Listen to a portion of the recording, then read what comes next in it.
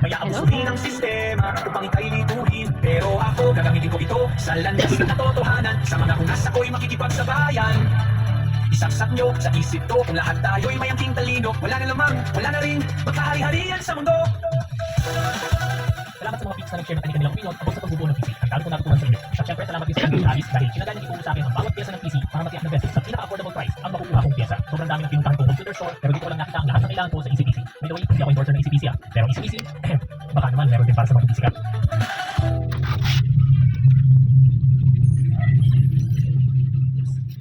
Tunay na pagkatao ni Jimmy, ikinagulat naman ako.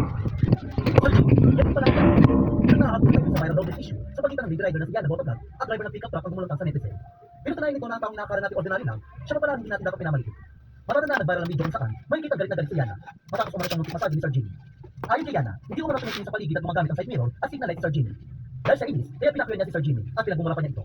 Ngunit nag-iba ang hihit ng hangin dahil mula sa pagiging mayabang ay naging tila maamong pa si Yana nang humingi siya ng sorry kay Sir Jimmy at aminin nagkamali siya. Ani Yana, I would like to take this opportunity to say sorry to Kuya Jimmy for what I've caused and of course as well as those people who got dragged into the issue.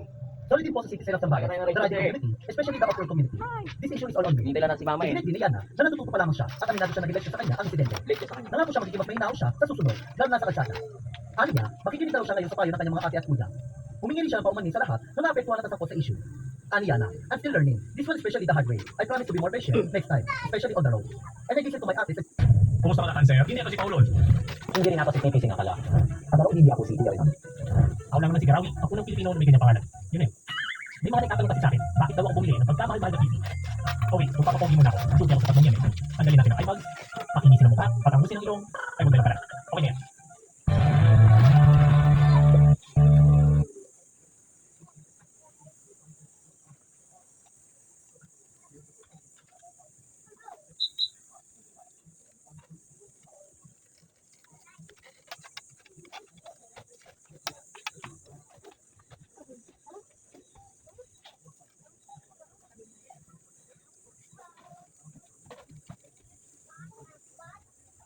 Daw ako bumili ng pagkamahal-mahal na PC. Kumusta ka na, sir? Hindi ako si Paulon. Hindi rin ako si Pipi Singakala.